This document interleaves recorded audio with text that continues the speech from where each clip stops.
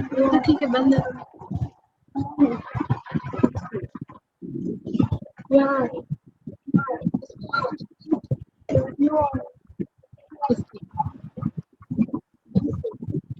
Hello everyone, I welcome you all to another session on film appreciation. I welcome you on behalf of Department of Development, Communication, Extension and Journalism webinar series. I request all my participants to kindly put their mobile phones and their laptops on mute so that we all can enjoy this. Thank you very much. So today we have with us Soumya Verma. Soumya is media and cultural studies scholar and an international communication expert. She has taught film studies, media production, communication studies in different ACE institutes of India such as AJK MCRC, Jamia Millia Islamia, University of Delhi, and IIM Ahmedabad. She was in this field from last, I think, 7 years. She published excellent papers in research journals at international level. Besides academia, she was also involved in digital content strategy and worked with NDTV, Microsoft, Edcast, etc. in India and across the world. And currently, she's living and working in Dublin, in Ireland. So I welcome you, Soumya. This place is all yours. And Soumya is going to show us some links, video links. And I have shared the links on our chat group. And we have also shared it on with our students on WhatsApp messages and emails and Facebook. And I request you all who have missed it that you can look at the links in the chat group and you can access them if and when needed. Thank you very much. Now over to Soumya. I must thank Yuki for giving me this opportunity. I can't tell you how delighted and excited I am. I have been teaching media communications and film studies for a long time, but first time over a webinar. And it's interesting, for last 3 years, I've moved to EdTech, education technology, and this is the first time I'm conducting a movie workshop or a webinar online. All right, so before I start, first I want to make sure that everyone can hear me clearly. Is that a technical yes from Imran and Yuki? Yes. Yes, ma'am. Please go ahead. All right, wonderful. Okay, now before we jump into the presentation, I want you all to just take a moment and ask yourself a very simple question. When you think films, when you think cinema, what are the few words that come to your mind? And I want you to just make a small note of it somewhere. And once we are towards the end of this webinar, I would love to revisit some of those words, some of those thoughts that you have. So just make a note of some of the words that come to your mind.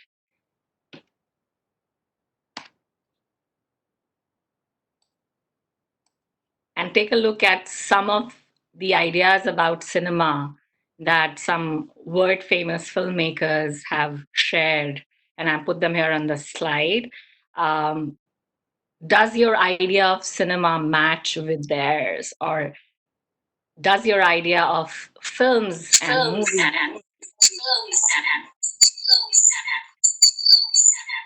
Okay, there is. I request everybody to mute their channels. Pranjal, please mute your channel.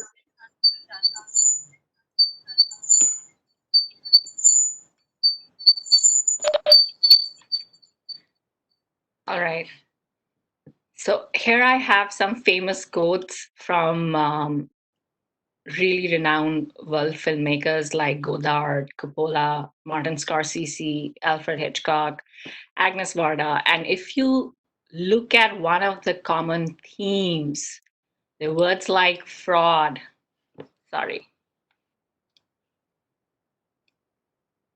words like fraud, magic, the idea of you choose that what you put in the frame and what you leave out. If you look at Martin Scorsese, he says cinema is a matter of what's in the frame and what's out. Now, today, when we go through my presentation, I want you to be very, very attentive to the idea of this whole idea of what's in the frame and what's out. Even though film analysis is largely about what we see in the frame, but every film, like any other piece of art or literature, exists in a context. So, what's out of the frame at times is equally important to understand and remember when you look at a movie as much as what's in the frame.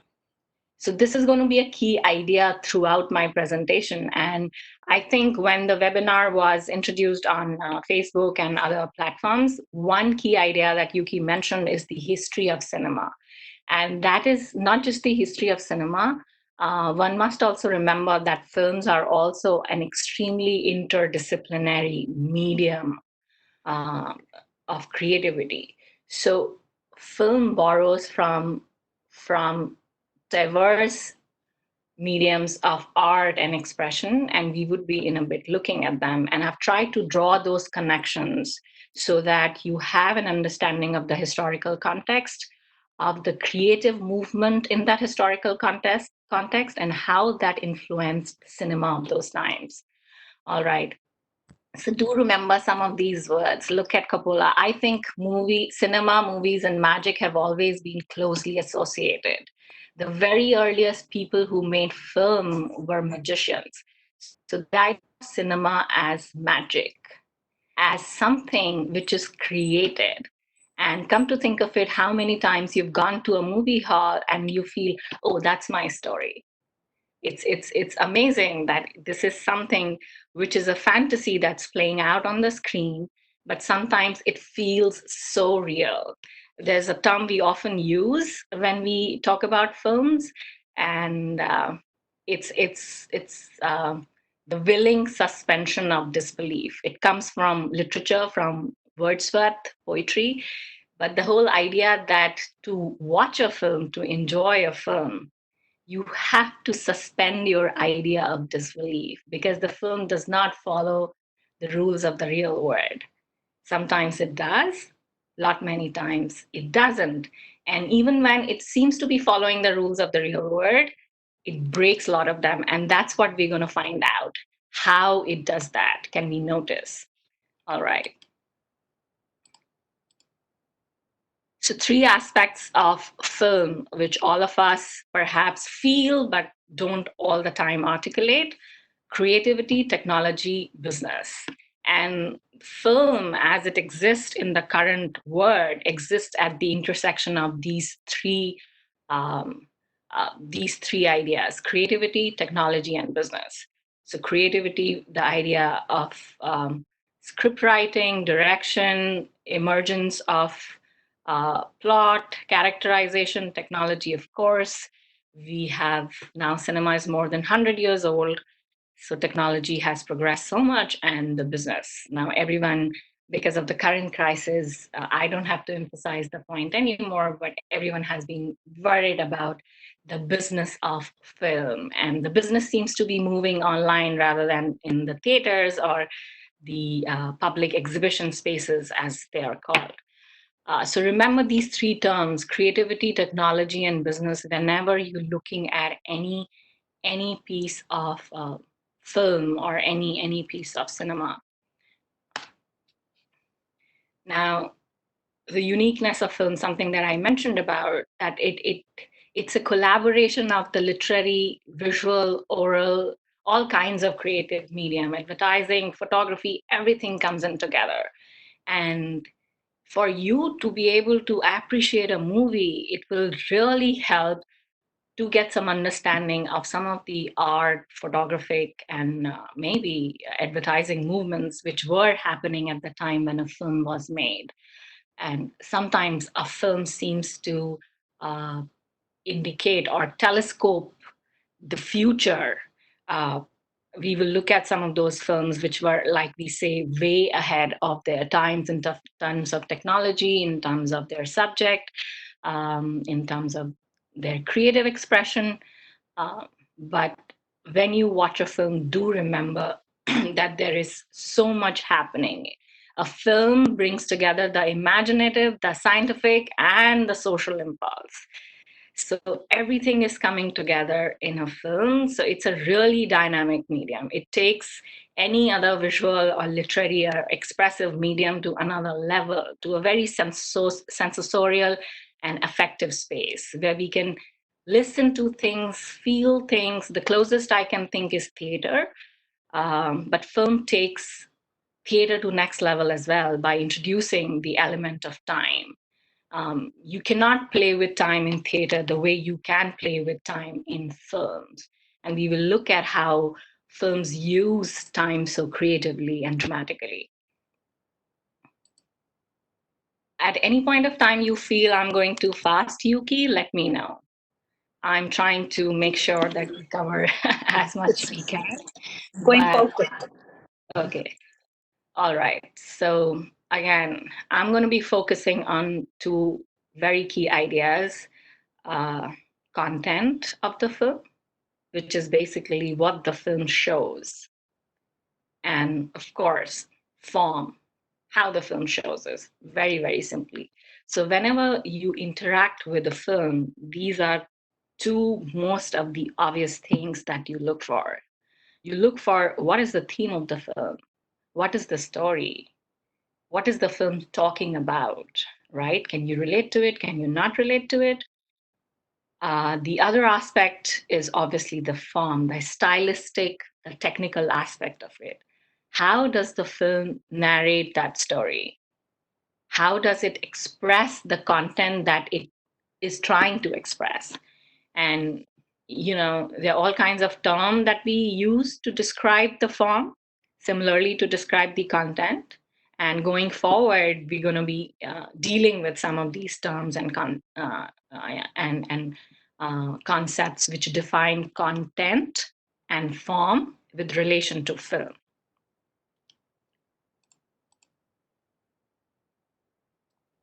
All right.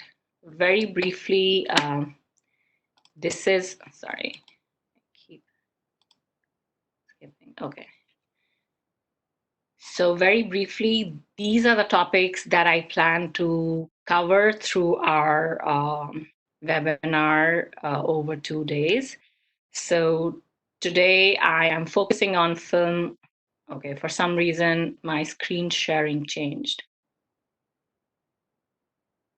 Someone has overridden. Okay, it's back. Okay, so these are the topics that we are looking at during over the 2 days.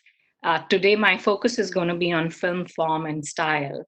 And every time we talk about form in cinema, please do remember the idea of content is pretty much central to it. So every film uses a form that it believes is most suitable for its content. So they are deeply interlinked, like in any other art form. Sorry, Soumya, but your screen is not visible. Presentation is not visible.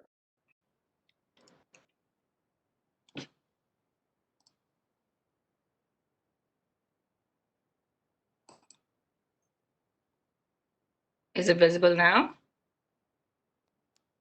Yes, it is. Okay.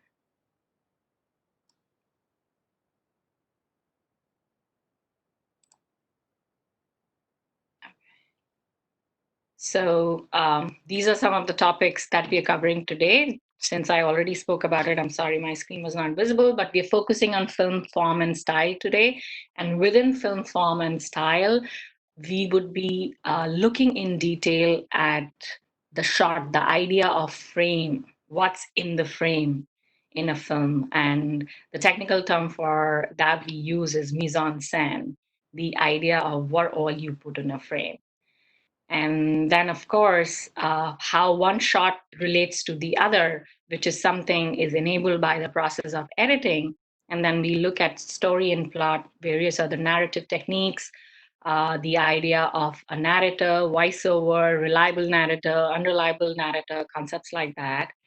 And of course, since cinema is such a sensorial medium, so we cannot ignore the idea of sound, something that still remains one of the under discussed, very very um, under discussed idea when you talk about film analysis. Then we will also look at types of films, within which I will talk about various genres in India and international film industry. And we will also look at different kinds of films like documentaries, experimental, and animated films.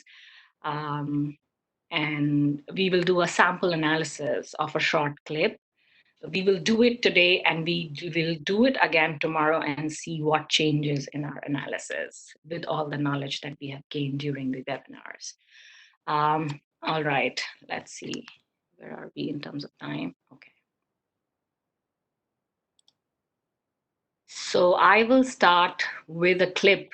So after the clip, I'm going to be talking about the idea of mise-en-scene, as I said.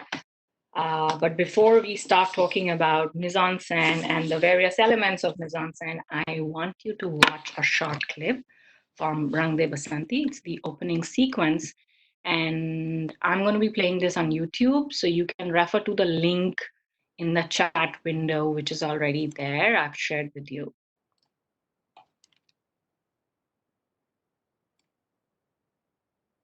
All right. I hope everyone got a good look at that film clip from the opening sequence of Rang De Basanti.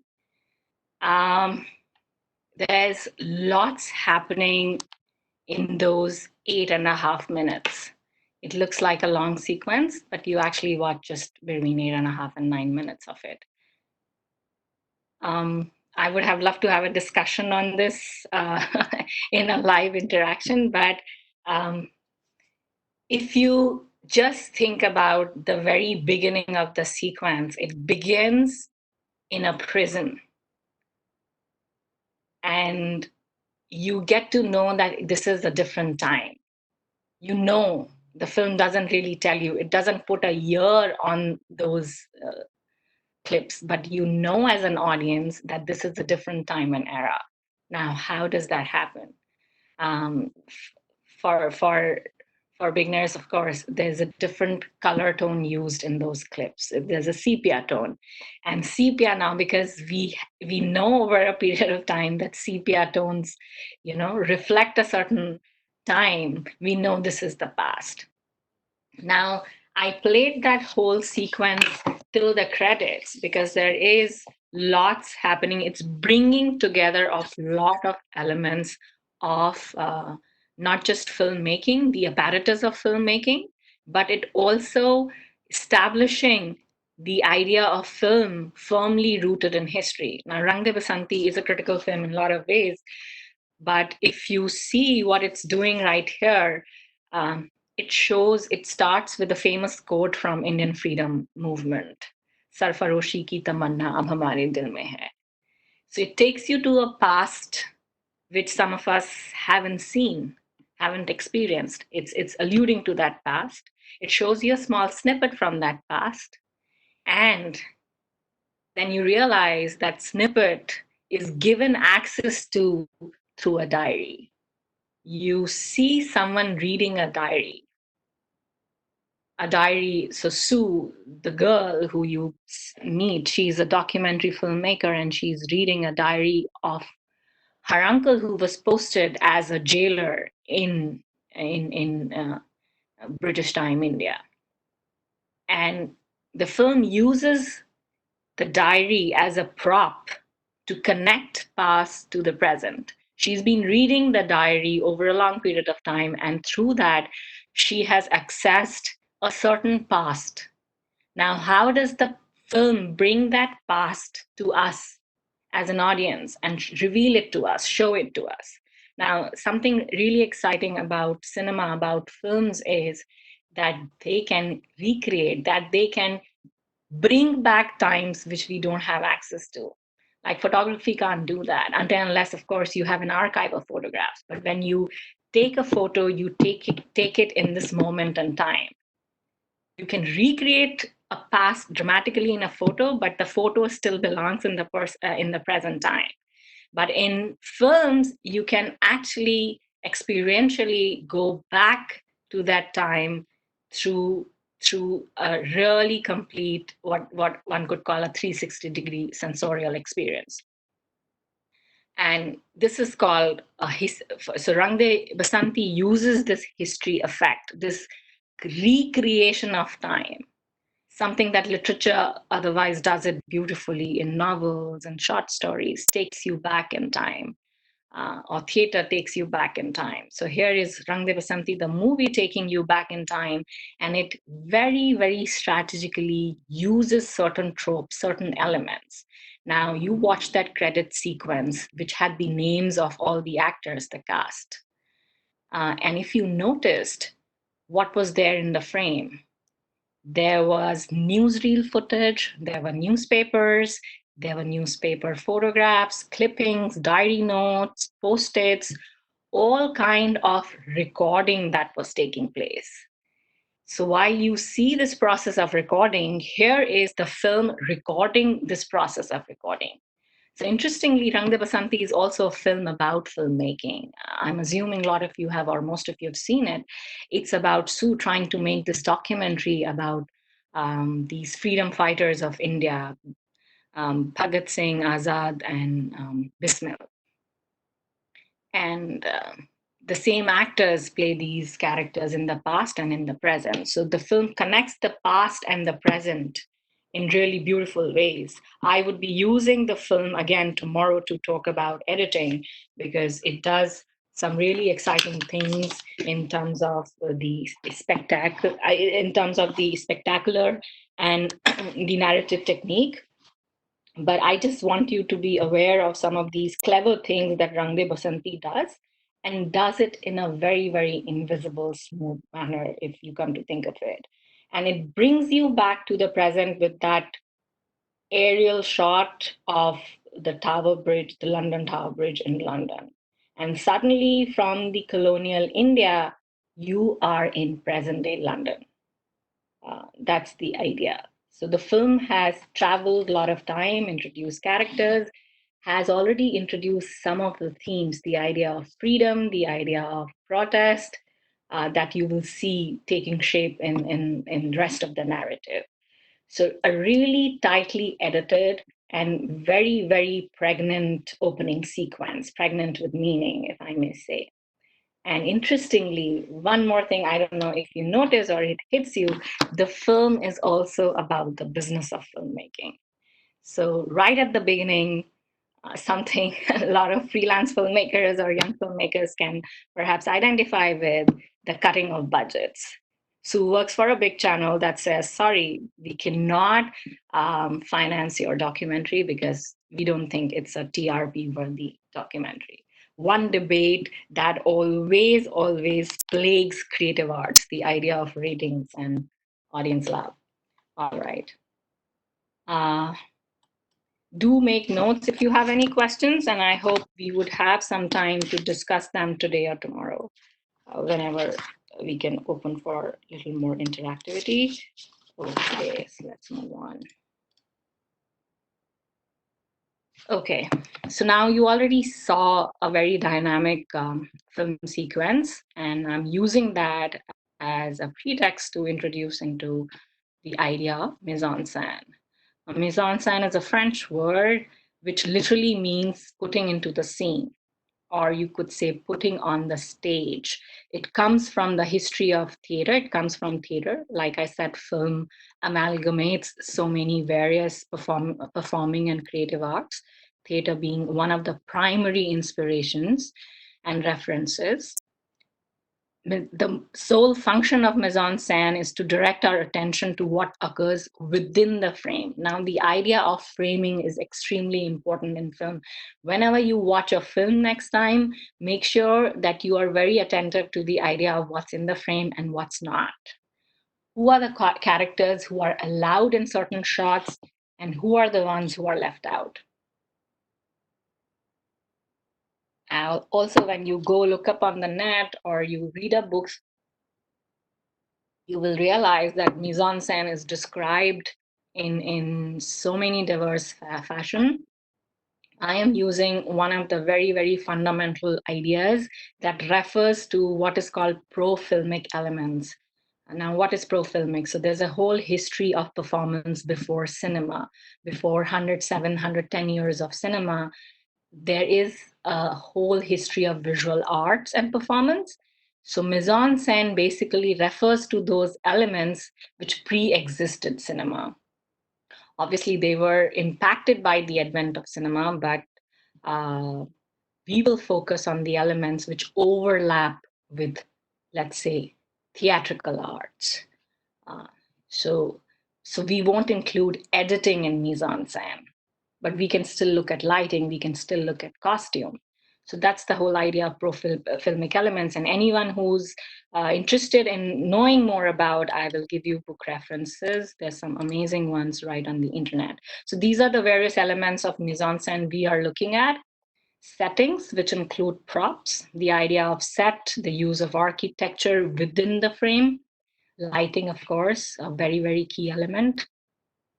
A lot of people participating in the webinar today are lighting specialist, expert cinematographers. So perhaps they could add more light on this. Then costumes, of course. This costume will also include makeup. And then the term figure behavior. So I've used the icons of theater masks here, but figure behavior in cinema is not just about actors. Because come to think of it, there's so many films you've seen where there are more than actors within the frame who are also participating in the action of cinema. So who would that be? What would that be? Um, let's say animals or robots or computer generated characters. Think Star Wars. Think any science fiction film. You have all kinds of moving elements. Or think fantasy, where you would have uh, graphically generated fairies or angels. Think Lord of the Rings. Think Golem, the character there. Uh, so that's why the term figure behavior. And then the last but not the least, the element that we would be discussing as part of mise-en-scene is space and time. Okay. So here I'm talking about the first element of mise-en-scene, which is setting, which is extremely important part of any film. When you watch a film, the first thing perhaps you notice where it's set, whether it's shot on location, whether it was shot specially in a constructed set, is it indoors, is it outdoors, does the film move between indoors, outdoors, across various geographical regions in jungles, mountains, or in basements, or in caves, or in all kinds of little crevices. So think Parasite, how it plays with different kind of spaces and how well it uses the idea of setting. We would be looking at some very, very iconic examples in a moment when we talk about setting. And one thing that we must remember that in a film, because it's such a visual medium, apart from the idea of story, dialogue, that setting also expresses the mood, the psychological state of the character, um, the whole vibe, as we call it, of the narrative. So there's a lot of symbolism that is built into the spaces sometimes, not always, but lot many times. Okay, so I'm starting with another clip. A lot of you might be aware of this. A quick look at this.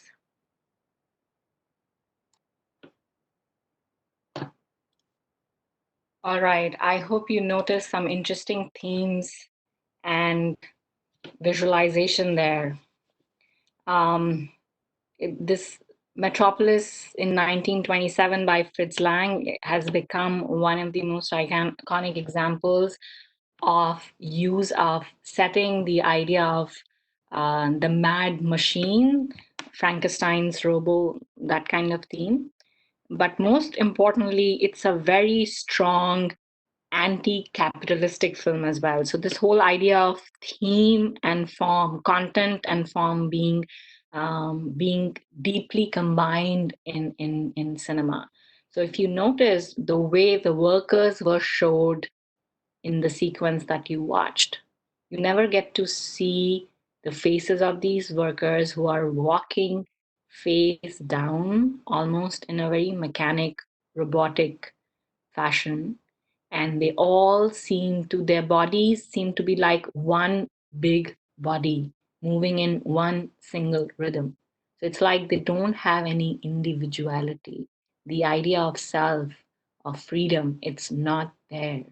And on top of that, you see this magnificent metropolis, the city in which they work, but they themselves do not have enough time or space to enjoy that city. The film evokes some really exciting themes about that, and also has connection to the Nazi Germany. Um, Fritz Lang, the script is based on Fritz Lang's life novel by the same name, Metropolis, and she was part of the Nazi party for a long while. So it's available on YouTube. Do give it a watch. And Metropolis became a template for a lot of science fiction films to come in terms of sets, in terms of themes, the idea of clash of man and machine, and a lot of representational tropes. So I'm quickly showing you a clip from Blade Runner, and it'll be very easy for you to compare the opening of Blade Runner and Metropolis in terms of settings and what's happening there.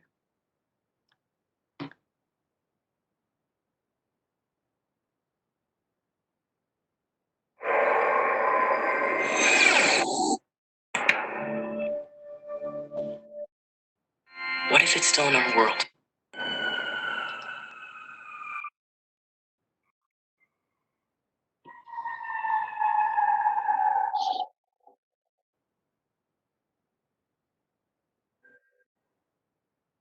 Movie is available on Netflix. Do give it a watch. But if you saw the similarities between the sets of Metropolis and how they have been adopted by Ridley Scott in the opening sequence of Blade Runner, and they stay there throughout. That's a pretty important building that you saw, that pyramid-like structure in the opening sequence of Runner, and it apparently represents the Los Angeles of 2016. Thankfully, Los Angeles of 2016 didn't look like that. The movie was made in 1982, and we have survived 2020 without LA looking like that, thankfully. But again, a movie way ahead of its times, based on a literary novel, and deals with the themes of man versus machine. Man that almost looks, machine that almost looks like the man in this case in Blade Runner. Um, Lighting, use of robots, again, figures that I mentioned, that they don't have to be human all the time, even if they look like humans. So this whole idea of deception. And every time you watch a film, remember, it is a film, it is a sort of deception. We like to tell ourselves we're watching reality on the screen. Some of these examples kind of again and again bring back the idea that movies are art. It's artifice. The word art comes from artifice, which means artificial, which means something that has been crafted. But this is only one kind of settings that we have seen. We also have settings which are far more realistic. So if you think Satyajit Ray, one classic Indian example of rural India, outdoors, natural lighting, on location. So that's a very different kind of setting. We'll talk about it later. I wanted you to look at some of these more dramatic and spectacular uses of settings in cinema, because what cinema without spectacle, I mean without the spectacular. um, and this kind of lighting is extremely influenced by a whole movement in art and painting. I would be in a moment sharing that with you. I'm conscious of time, but I'm taking liberty to do 5 more minutes. Yuki, is that okay? Because we started a little like 7 minutes after Sure, we sure, logged in. sure. Is that Please go okay? ahead. Okay.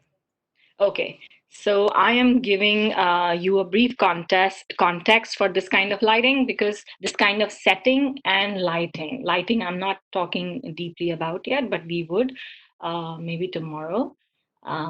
There's a term called chiaroscuro and a movement called German Expressionism. Um, Let me show you some stills here. Okay, so both Blade Runner and Fritz Lang's Metropolis are highly influenced by this use of light and dark, high contrast lighting. These are some of the paintings that I have shared here from this, sorry. So this word here, sorry, it's an Italian word. I always fumble. But it's a mode of painting, and it especially made very popular in Renaissance by painters like Rembrandt, Caravaggio. If you look, anyone who's interested in art should go and look at the work of Caravaggio and Vermeer. So here is Vermeer's famous Girl with the Pearl Earring. This is Caravaggio's painting. This is Rembrandt, if I remember right. And here in the corner, you see this very, very representative and iconic work of German expressionism by Edward Munch, painted in 1980, 50s, if I remember right. This also became one of the most expensive art piece to be auctioned ever. I'm sure it would have been outdone now, but at one point of time. Also, this whole idea of, if you look at Scream, the Scream is not a realistic painting. While the paintings on your right, they still have some semblance of reality, even though they are highly stylized, but you seem to have real people in them. But when you look at Scream, it is more of a skeletal figure. Something that's inside us has been put out and painted on the canvas. So the idea of expressing the inner turmoil, inner anxieties, what's happening inside, how do you bring that out? So the film, throughout the history of filmmaking, one of the things that filmmakers have always dealt with, how do you show what's going on in a character's mind? It's easy to show the character in front of you, in front of camera, and the action around it. But how do you put the camera in the actor's mind, in the character's mind? That is one of the biggest challenges. And whether it's Indian cinema or word cinema, everyone has struggled with that. So we have exciting examples in Indian cinema and word cinema. We will look at them both. Here, this is a very iconic example from Germany again, 1920, 1920s, 30s, Germany between the two wars was a hotspot of creativity. Uh, it was really a cauldron, a melting pot of all kinds of exciting creative movements. German Expressionism is one of them, and you must check out this film called Cabinet of Dr. Caligari by Robert Pine. And I have some of the clips here. This kind of lighting, this kind of framing where you have lines crisscrossing through the frame, you have high contrast, you have a certain exaggerated makeup, focus on eyes to reflect a certain kind of anxiety, inner turmoil, all the idea of existentialism. It's a heavy term, but a lot of us experience and feel it, especially in the current times. Um, so this film became a template again for lot of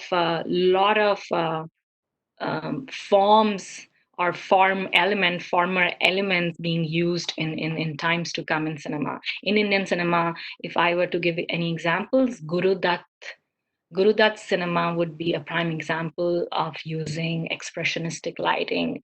His cinematographer, V.K. Murthy, he worked very closely with him. he was again an expert. He was a magician with lighting. You should look up some of Guru Dutt's work.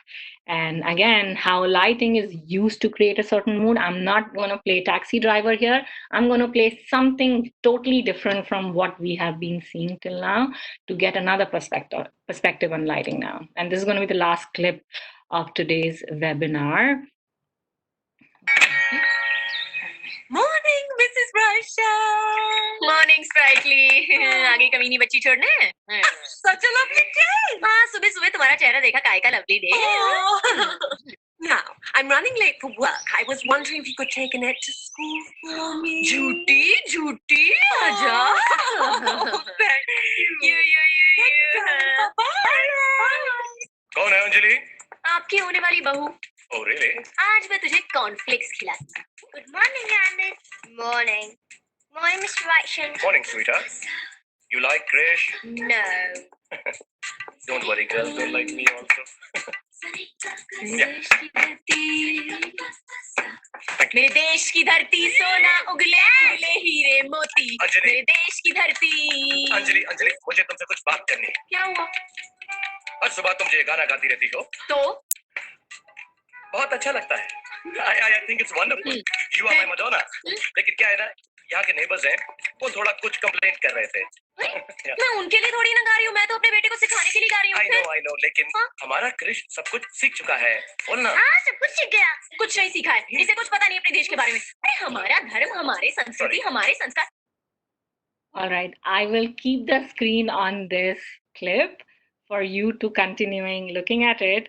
And now think of it, all the clips that you saw before it in terms of lighting, it is so different. The use of color palette has changed completely. There are no dark shades at all. There are no blacks. There's no high contrast. It's very feel happy, soft lighting, very diffuse lighting that kind of reveals the whole space of this house, which is supposed to be a very comfortable, luxurious place, of course. And then, if you notice, there's a lot of pink thrown in for the women. The most visible shades are that of pink and whites and certain other pastel soft colors. And then there is this dabba right in front, Feel Special Kellogg's box. So this is the advertising coming in. This is obviously a very clever product placement right in there. This is an example I picked up from Karan Johar because his films reflect a certain mood. Not always. He has also ventured into a lot of experimental stuff of late. But a film like this, lighting like this, creates a different mood, creates a certain idea of the story. Things will never be as dark as they could be in a Metropolis or Blade Runner in Kabhi Khushi Kabhi Gum. It's a movie all about loving our families, right? Nothing much can go wrong there. It's a movie about relationships, about humans, nothing dark, nothing unpredictable in that sense. And you look at the color palette here. So, and it's all very deliberate. All of Karan Johar's sets are very keenly crafted. Those of you who've seen Kuch Kuch Hota Hai, you might want to revisit it. The whole idea of recreating Riverdale and how much of detail went into it. Do read up about it. It's fascinating. The setting of Kuch Kuch Hota Hai, the college, the lighting, the costumes, everything. I'm going to stop here, Yuki. And how do we deal with questions in the comment box? Or there's still a couple of things, but I will continue with that tomorrow. So we haven't covered costume and actors and space and time, but I will start with that tomorrow and then move on to narrative and plot and analysis.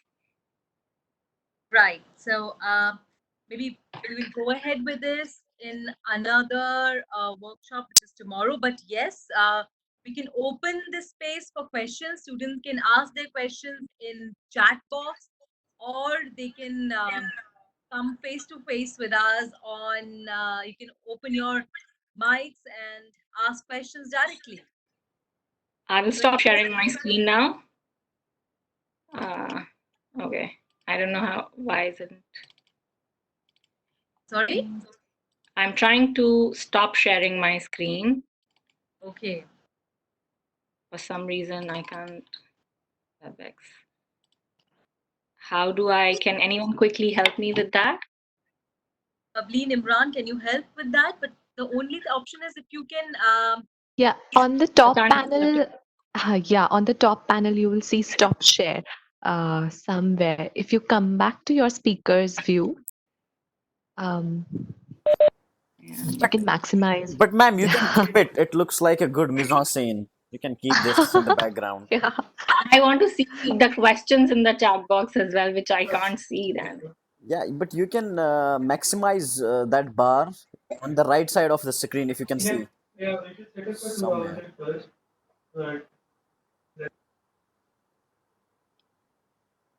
Are you able to see it, ma'am? You can see my screen, so I can exactly see what you can see. WebEx meeting, preferences. Okay, if you go to share, there would be stop screen share option, I guess.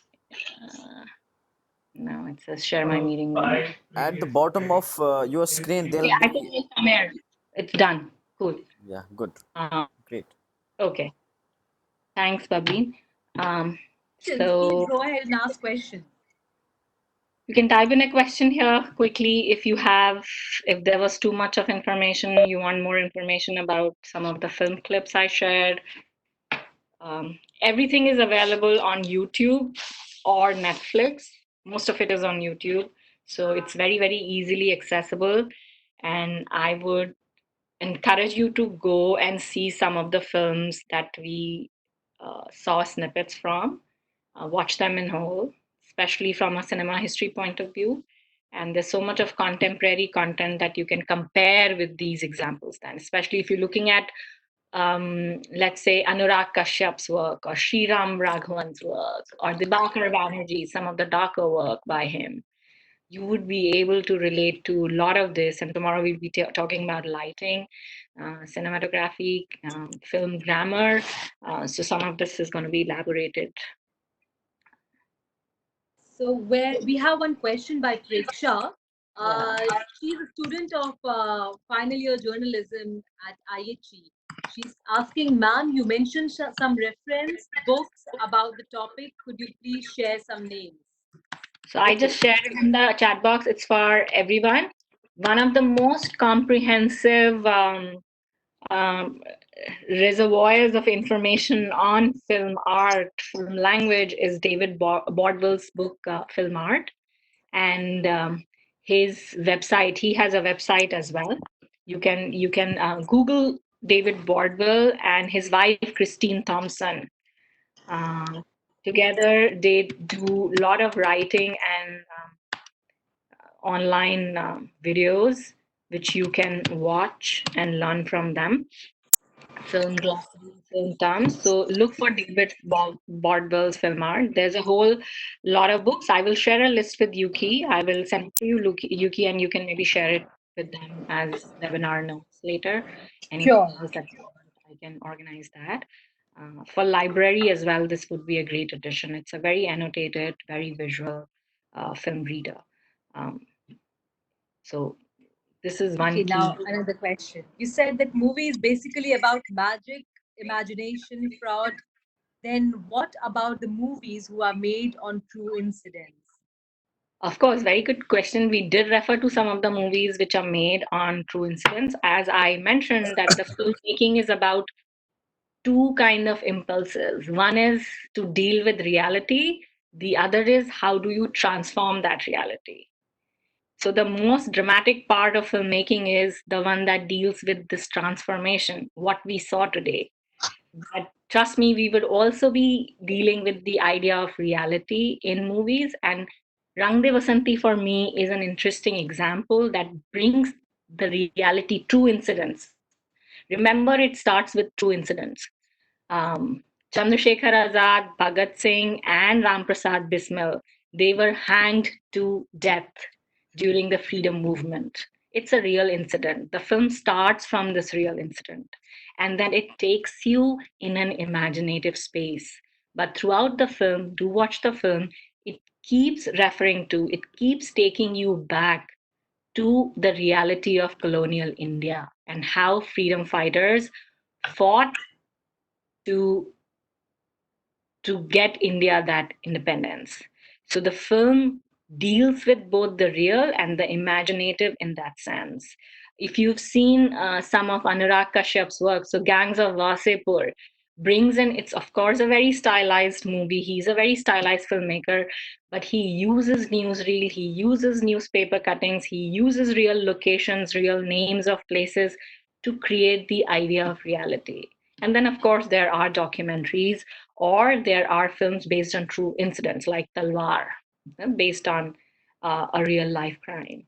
Um, Similarly, you will find a lot of cinema that picks up an incident that happened and turns it into a movie. So The Bandit Queen deals with the life of Phulan Devi, but then again, there are a lot of problems with it, or it uses it in a very stylistic fashion.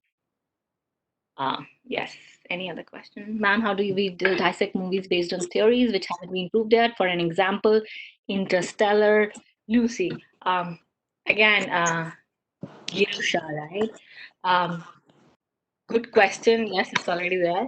You looked at, when I showed you Journey to a Moon, the whole impulse of fantasy and thinking ahead, trying to look into future or recreate future even better.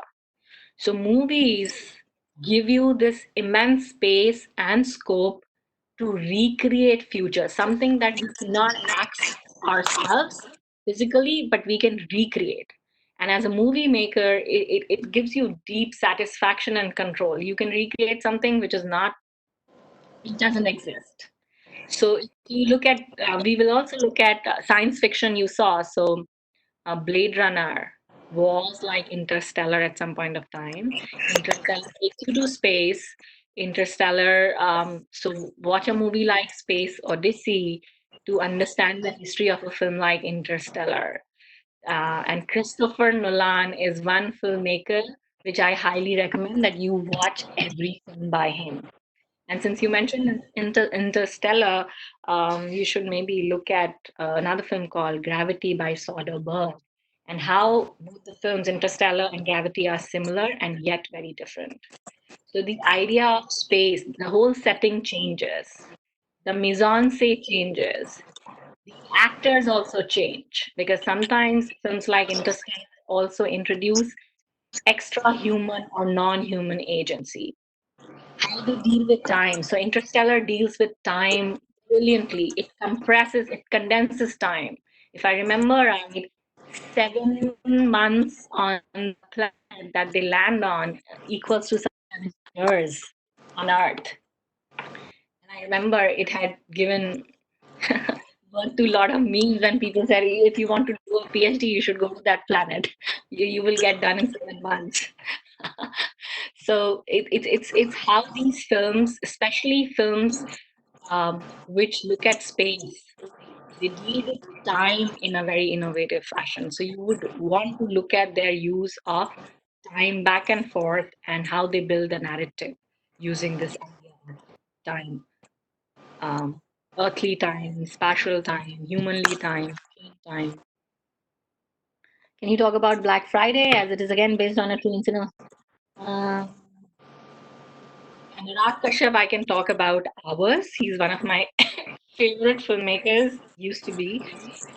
I interviewed him. I did his Dev D has become a big obsession with me for a long while, and I compared all kinds of Devdas in Indian cinema. So starting from Bimal Roy's Devdas, even before that, Barua's PC Barua's Devdas, Bimal Roy's Devdas, then Bhansali's Devdas, and then Anurag Kashyap's D. Again, Anurag Kashyap, whether it's Black Friday, and if you really want to appreciate Black Friday, you should watch a film called Panch by Anurag Kashyap to understand the idea of of course, he's highly influenced by film noir, German expressionism, again, the expressionistic lighting. And in Black Friday, you see that creates a very gritty feel in Black Friday. And that has, again, a lot to do with his connection with Ram Gopal Verma and Satya.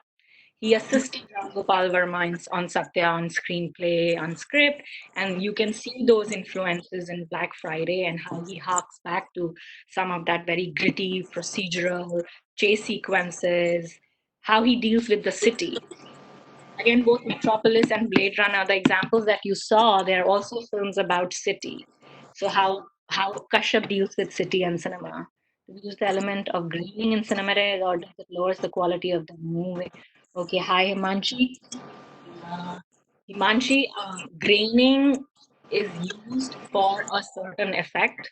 I have Vijay Tomar here. I have Pranjal Mendi here, who are like professional cinematographers. Maybe Yuki, you can involve them in a discussion later. But it's a technique. Again, it will depend on the content of your film and what are you trying to say, which will decide whether you want to use a technique like graining or not. In lot many cases, graining, especially combined with black and white color, might be used to represent a gritty reality, a harsh reality, something which is true and out there, but also very harsh. Um, it lowers the quality of the moving visuals. Yes, technically, yes, but sometimes that's the effect you want. So it could be deliberate. If it's non-deliberate, then it's bad cinematography. All right, Chirayu. How about Alfred Hitchcock's movie as far as suspense and okay, again, Alfred Hitchcock, master of suspense. Interestingly, he is also extremely influenced by German Expressionism, and there's a reason I included Expressionism here. Alfred Hitchcock worked in German studios for a while when he was a young um, learning filmmaker, and he learned the tropes of lighting and editing from German masters. Um, so I would be using and talking about using his film clips and talking about editing with reference to Hitchcock because editing plays an extremely important part in creating suspense. Because through editing, you control the idea of time. What is suspense? Suspense is when you hide certain information from the audience. You don't reveal the whole truth. You give them bits of truth by and by, right? That's how any good suspense story works. You do the unexpected. You spring a surprise on your audience, and Hitchcock is a master in doing that. And he does that using very, very clever editing and controlling time in his movies. Do watch Psycho, of course, is a classic, but do watch a film called Vertigo or North by Northwest. We might look at Vertigo tomorrow if we have time. Hitchcock is an absolute favorite. I've watched almost every film of his, and you should always also, if you are curious about his work. And Hitchcock also talks about suspense with help of mise-en-scene. So suspense is everywhere. Even mise-en-scene plays a very important role in Hitchcock's films when he talks about suspense. Oh, yes, he talks about suspense and mise-en-scene, but he also talks about that how film, since it's an extremely visual medium, and you're right, mise-en-scene is extremely important. But there's a whole interview, perhaps I could share a link in the chat box tomorrow, where he talks about how editing changes your perspective. And he talks about Kuleshov effect, this classic Russian editing technique, and how he uses in his cinema to create the element of surprise and generate unexpected meaning. So, of course, Hitchcock, we can talk about in so many contexts. Citizen Kane, again, there's a connection between Citizen Kane and Hitchcock as well. So maybe we can talk about the whole McGaffey and that effect, all of that. Maybe tomorrow, but yes, Hitchcock will be very key figure in our discussion on film analysis. Very exciting filmmaker. Any other Recommend questions to there? watch, pick up any movie by Hitchcock and watch it. Yeah. So any other questions here? So maybe we can stop on our first day of film appreciation webinar here. And this is only to ignite the fire so that we can watch many other film scenes tomorrow and discuss how we can actually read cinema. Today we talked about mise-en-scene. Tomorrow maybe we will be talking about lighting. All these things together makes a fictitious work of art, which makes us believe that this is a reality. Many of us, the only source of entertainment in India can be cinema and cricket. And people feel cinema is so real that they even make temples of actors, actresses, right, in India. So हम उनको भगवान की तरह पूछते हैं. So of course, it's a beautiful connection between cinema and all of us, all of us. So thank you, Soumya. It was a very, very interesting webinar session. And thank you very much for all the participants from different universities, from professional fields who participated in our session. And we have series of movies, movie recommendation in our chat box. We all must watch these films. They are classic films, which actually narrates a complete story of cinema. Thanks, Yuki, for this closure. And yes, you mentioned stardom, something that we're not talking about, but stardom in film analysis of late has become a big area of study, where people talk about crazy stardom, especially with the coming of internet. Stardom has taken a different proportions altogether. Now you have Twitter handles, Instagram accounts, people follow people, I mean, there are fan communities, fan chats, there all kinds of crazy stuff, right? So anyone interested in that, I can recommend works to study regarding stardom. Absolutely fascinating area that we should explore. And I also want to say that 40 minutes today and tomorrow are not enough and cannot do justice to the idea of film analysis. So I will try to do my best. If we miss out on things, of course we would, because we're trying to pack a lot in 18 minutes. Do share your questions. And tomorrow I would be, someone asked, what are the topics I will be covering? So I would be looking at the idea of space and time and narrative and plot. How do you, so lot many times we use the terms story and plot interchangeably. We think story and plot are the same thing. No. When we're looking at the film, you have to be very conscious of the fact that story and plot are two separate things. And someone like Hitchcock does it beautifully. So what is plot?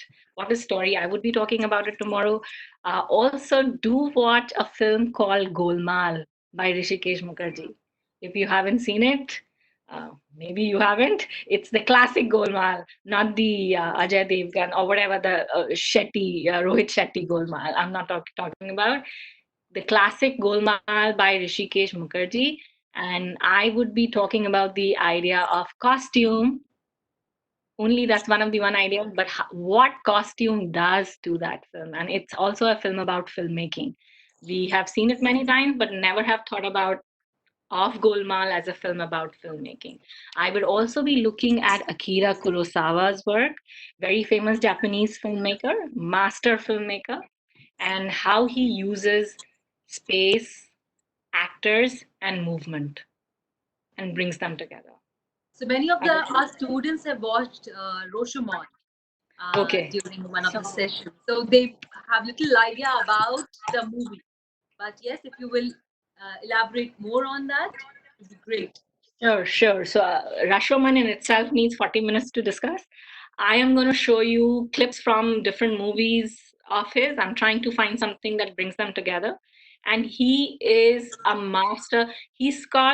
People call him the Beethoven of filmmaking, because he brings all these elements together. He's like this master music conductor who can so expertly control every element of mise-en-scene that we can ever discuss. And there's a reason he is a legend. So I would be sharing some of his work tomorrow. So if you're interested, do join in tomorrow for that. And Rishikesh Mukherjee, who I think everyone loves, but no one thinks of him in terms of film appreciation or film analysis. Some amazing stuff happening in his films, and we need to excavate that out as well tomorrow. Great. Thank you so much, Soumya. Looking forward to meet you tomorrow. Thank you, everyone, for being a part of this webinar. See you tomorrow. Thank you. Thank you, everyone. Thank you. And I'm Thank making you. a note of some of the questions here. We'll talk about these tomorrow for sure. All right. Thank Okay. you. Okay, thank you, ma'am. And Bye-bye. do share the recording of the webinar, UK. Yes, yes. Thank you. Sure. Thanks. Thanks. Thank you so much.